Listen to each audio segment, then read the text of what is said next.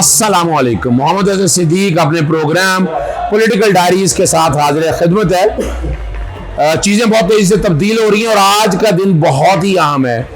इमरान रियाज की सज़ा जो है वो मुअत्तल हुई है, होनी है, याद रखिएगा।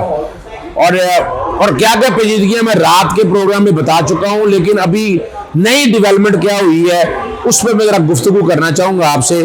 आपको पता है कि कल मैनचेस्टर में एक बहुत बड़ा प्रोटेस्ट हुआ इमरान खान साहब की रिहाई के हवाले से। बहुत बड़ी गैदरिंग थी और पाकिस्तान तहरीक इंसाफ ने जिस तरह वहाँ यूके के लोगों ने इसको मैनेज ऑर्गेनाइज किया, चूँकि ये मैनचेस्टर में थी तो सारा जो क्राउड पुलर थे वो आसिफ भट्ट साहब थे, प्रेसिडेंट है पीटीआई नॉर्थ वेस्ट के, और उनकी टीम है सारी।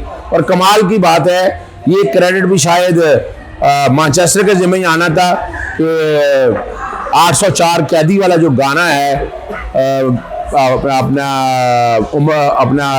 उमर मलिक ने और ख़ास तौर पर अपना इदील अशरफ ने, और पूरी प्लानिंग आपको पता यही हुई। आप कंस्पिरेसी का लफ्ज़ भी इस्तेमाल करें, जो भी यहाँ बैठ के तैयार हुआ और यहीं बैठ के आइडिया कंसीव किया गया और आज बाकायदा यानी रात ऐलान भी किया गया। स्टूडियो 804 के हवाले से बाकायदा बता भी गया तो यानी याद रखा जाएगा कि ये गाने की वजह क्या थी। इतना ज़बरदस्त था। फिर मुझे भी उन्होंने कपड़े पर अपना टी शर्ट स्पेशल बनाई, मुझे भी पहनाई, और वो आप देखेंगे एक तस्वीर मैं कोशिश करूंगा तो जो ट्विटर पे तस्वीर चल रही है वो मैं चला दूं बैकग्राउंड पे, और जो मैंने वहाँ कुछ कहा है वो प्रोग्राम के आखिरी हिस्से में जो तकरीर है वो आप देख लेंगे और कोशिश करेंगे वहाँ कुछ ज़्यादा, चूँकि वहाँ कुछ एक्सक्लूसिव रिकॉर्डिंग हुई है वो सिर्फ और सिर्फ उस गाने में आनी है, तो इसलिए मैं उस पर तो शायद बात ना कर सकूँ, लेकिन जज्बा बड़ा हैरानकुन था। शयान आया था लंदन से, फिर हम दोस्त अहबाब सभी ने अपने ख्यालात का इजहार किया, और मकसद देखिए कोई नहीं है, मकसद सिर्फ एक है कि मुमलकत पाकिस्तान को जमहूरी लोगों ने चलाना है। इमरान खान साहब कानून के मुताबिक उनको ट्रीट किया जाए, उनकी जितनी इस वक्त डिटेंशन है वो गैर कानूनी है, गैर कानूनी इसमें है, इस पर्पस के लिए है कि जो कुछ भी हो रहा है इसके पीछे नज़र आ रहा है कि हालात और वाक़यात किसी और समत में जा रहे हैं। लेकिन वो मैंने आपको पहले बता चुका हूँ कि मिसाक़े पाकिस्तान होना है, और ये इलेक्शन जो है ना, ये जो अब आने वाले दौर में ऐसे लोग कुछ लोग कह रहे हैं इलेक्शन ही होने, नहीं, मैं आपको कह रहा हूँ इलेक्शन होने हैं, और इलेक्शन मार्च से पहले होने हैं। अगर ये मार्च तक इलेक्शन ना हो सके तो फिर इस मुल्क मार्शला की तरफ जाएगा, ये मैं बता दूं आपको, नोट कर लीजिएगा मेरी बातों को आप। फिर अगली जो कहानी है वो ज़्यादा दर्दनाक होगी, तो इसलिए तमाम सियासी जमातों को इकट्ठा होना है। मैंने मिसाक़ पाकिस्तान का नाम दिया और मैंने आपको कहा था कि तमाम पार्टियाँ इकट्ठी होंगी। पाकिस्तान पीपल्स पार्टी ने कह दिया है कि वो सारी इलेक्शन करवाने के हवाले से फ्रंट लाइन पर आकर खेलेगी और वो आगे आएगी, आप देखेंगे आने वाले दिनों में और नजर आएगा आपको। मैं ये नहीं कह रहा, आपको समझ आ जाना चाहिए कि हालात और वाक़यात क्या हैं और बातें किस समझ में चल रही हैं, और इसकी पॉजिटिविटी देखिएगा। फिर आपको पता है वो हमारे यहाँ लोग पाकिस्तान के अंदर गुब्बारों से बहुत डर रहे हैं, वो बैलून उड़ाने वाले की बात कर रहा हूँ मैं, कुछ लोग गलत फहमी में ना ले जाएं इस बात को कि वो देखे ना, तकरीबन आपने देखा कि वो जिसने पकड़ा पर्चे हो गए। अच्छा, गुब्बारे लाने पे, झंडा लाने पे पता नहीं क्या होगा, क्या चाहते हैं भाई। आज़ादी दें हर एक को, जो उसका हक है वो आज़ादी आप ले नहीं सकते उससे, वो आज़ादी जो है ना उसका हक है, और वो आज़ादी आपको पता है इस तरह की आज़ादी में छीन के ली जाती है, तो उससे बचिएगा, मुनासिब यही है। कराची में इज़हार यकजहती के लिए रैली निकाली गई, बहुत से दोस्त अहबाब ने बहुत बढ़िया और मुतअद्दिद अरकान को गिरफ्तार कर लिया गया। कोई है, इससे कुछ मिलेगा या क्या करेंगे, क्या हासिल करना चाहते हैं, ये भी सोचें। अगर आप इन चीज़ों को नहीं सोचेंगे तो फिर क्या बनेगा, ये भी देखिएगा। और अगर आप इन चीज़ों को नहीं सोचेंगे, ये कि सोल्जर बाजार थाने के स्टेशन हाउस ऑफिसर ने कहा है कि बचने के लिए 20 से 25 अफराद को हिरासत में लिया है, और अगर आप इस तरह से लेके जा सकते हैं तो इससे क्या होगा, आप वो रोक नहीं सकते हैं। आप ऐसा रोकना चाहते क्यों हैं, ये क्यों नहीं समझते हैं? आप इस तरह रोक नहीं सकते हैं इस सारे मामलात को सामने। और निगरान हुकूमत जो है, अच्छा, निगरान हुकूमत को भी फ़ायदे बचाने के लिए आगे मुस्तफ़ा कमाल साहब कहते हैं कि वो बेईमानी नहीं कर सकती है। ये जो निगरान हुकूमत इस वक्त इंस्टॉल की गई है, पर्चे दर्ज होना और ये सारी चीज़ों को ज़हन में रखिएगा। इसका मकसद क्या है, इसका मकसद ज़हन में रखिएगा क्या है। कैसे चाहते क्या? आवाज़ बंद करनी है, लोग अपने आज़ादी इज़हार राय ना कर सके, अपना मुद्दा ना बयान कर सके, और जो अंदर की बातें वो बयान ना कर सके, वो कब तक रोक सकेंगे इन लोगों को? इन लोगों को रोकना इतना मुश्किल काम है। और अभी देखें आप मुकद्दर कैसे हैं। मैं इसको इस कॉन्टेक्स्ट में नहीं दे रहा। आपको याद होगा कि जब इमरान खान की हुकूमत गिराई जा रही थी तो 6 बातें कही थी। मुल्क में कहा था महंगाई आएगी, पकड़ी नहीं जाएगी, डॉलर पकड़ा नहीं जाएगा, और नैब आपके सामने करप्शन, जो हाल बन चुका है इस मुल्क का, इस मुल्क को आगे कैसे लेके जाना है वो सोचना है। उसके लिए आप कोई सोच नहीं रहा, सारे अपना एक एजेंडा लेकर चल रहे हैं। ये एजेंडे नहीं चल रहे हैं इस वक्त मुल्क को ज़ारे यकजहती की ज़रूरत है, इकट्ठे होने की ज़रूरत है। और इलेक्शन अभी भी ना कराए तो फिर बड़ा मुश्किल होता जाएगा इनके लिए, दरवाजे बंद होते रहेंगे। यही वो सोचने वाली बात है जिसके लिए आगे चीज़ों को लेके चलना है। अब हाल देखें, कभी सोचा था कि बिजली इतनी महंगी होगी? पूरे पाकिस्तान के अंदर जिस तरह बिजली के मसाइल को हल करने के लिए सर जोड़ के, अच्छा, और दूसरा देखिएगा, ये बेवकूफ़ बनाएंगे, कहेंगे इस महीने बिल माफ़ कर दिए। ये बिल माफ़ नहीं होते, ये क्या करते हैं, ये फॉर द टाइमिंग पेंडिंग कर देते हैं। वो हालात लोग बैठे नीचे 2 महीने बाद फिर आगे डाल देंगे।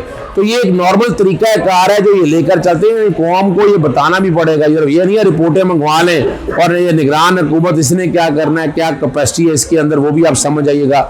यहाँ एक मुंतखब हुकूमत की ज़रूरत है। मुंतखब हुकूमत आगे आएगी और चीज़ों को लेकर आगे की तरफ जाएगी तो मसाइल हल होंगे। आगे मैं ज़्यादा 2 बातों में मैंने कहा था। एक तो मैंने सदर के ख़ास तौर पर जो इलेक्शन है उसके कॉन्टेक्स्ट में मैंने कहा था कि क्या होना है और क्या हो रहा है, या क्या हालात और किस समय सिमत में चल रहे हैं। और साथ ही साथ मैं बताता चलूँ, कुछ चीज़ें मैंने इजहार कर दिया है, लेकिन फिर मैं बताने के लिए कि इमरान खान साहब को सस्पेंशन हो जानी है, वो आप नहीं रोक सकते आप। और अगर अपना आमिर फारूक साहब को यह ख्याल ना आ जाए, अपने आप को हटाना नहीं उन्होंने केस से, अगर वो केस से डालेंगे तो बाकी चीज़ें नहीं कर सकेंगे। तो इसलिए ये मुश्किल काम नज़र आता है मुझे, जमाना सस्पेंशन देनी पड़नी है। इस सस्पेंशन के साथ जो इमरान खान साहब की नाअहली है, जो 5 साल के लिए नाअहली है, section 232 of the election act, तो वो शायद सस्पेंड नहीं होगी। जी वो मैं तो इसलिए मैं बार बार कहता हूँ कि पूरे का पूरा फैसला कलअदम हो जाए। और उसमें है नहीं कुछ, जितनी कन्विक्शन की है, जितनी सेंटेंस दी है, जो नाअहली के सारे का सारा अगर निज़ाम आप देखें तो आप समझ सकते हैं कि उसमें कोई या तो बताए ना कि सस्टेन कैसी हो सकती है। तो मैं उम्मीद करता हूँ कि आज ना सिर्फ सस्पेंशन होगी बल्कि अपील भी अलाउ हो जाए तो इमरान खान साहब की नाअहली हो जाएगी, ख़त्म हो जाएगी। बाकी मैंने आपको बता दिया हुआ था कि वो जो ज़मानतें अगर लग जाती हैं तो ठीक है, वरना देयर इज़ एवरी पॉसिबिलिटी कि इमरान खान साहब को बाहर ना निकलने दें। उसमें 9 मई के वाक़े हैं, नैब के केसेस हैं, और साथ ही साइफर वाला मामला है। साइफर वाले मामले में तफसीली बात में फिर किसी वक्त करूँगा। आखिरी बात की तरफ मैं लेके चलता हूँ आपको, और वो क्या है, इलेक्शन 90 दिन में कराने के लिए। और मैंने आपको कहा था कि आर्टिकल 48 पढ़ लें, आर्टिकल 58 पढ़ लें, आर्टिकल 105 पढ़ लें, आर्टिकल 107 पढ़ लें, आर्टिकल 224 पढ़ लें, 224 पढ़ लें।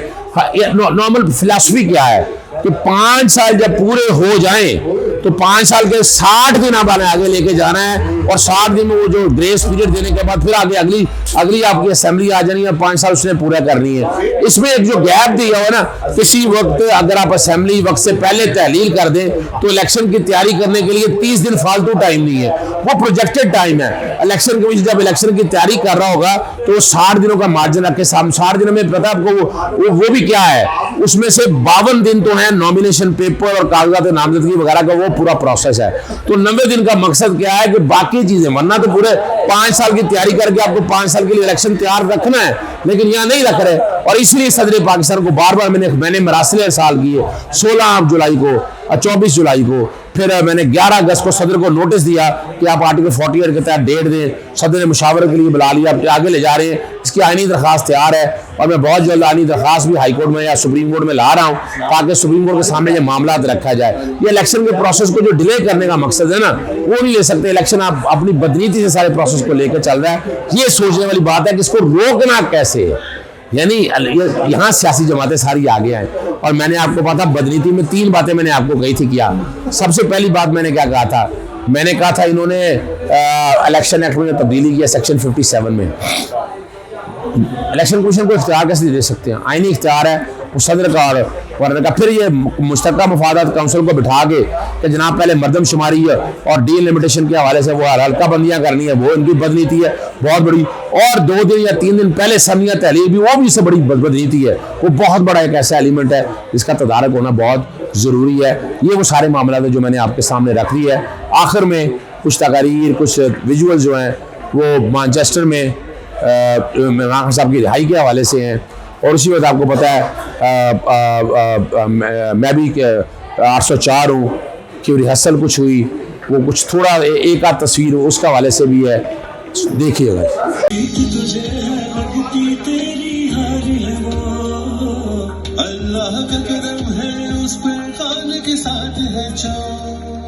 जिसे तोड़ना तुम पाओगे वो दीवार हूँ, तुम नफरत का पैकर और मैं प्यार हूँ, जो वो मुजरिम है नजरों में तेरी,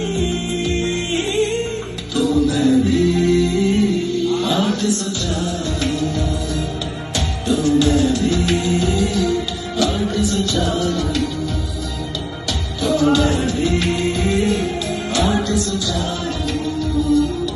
तो मैं भी आठ सजा।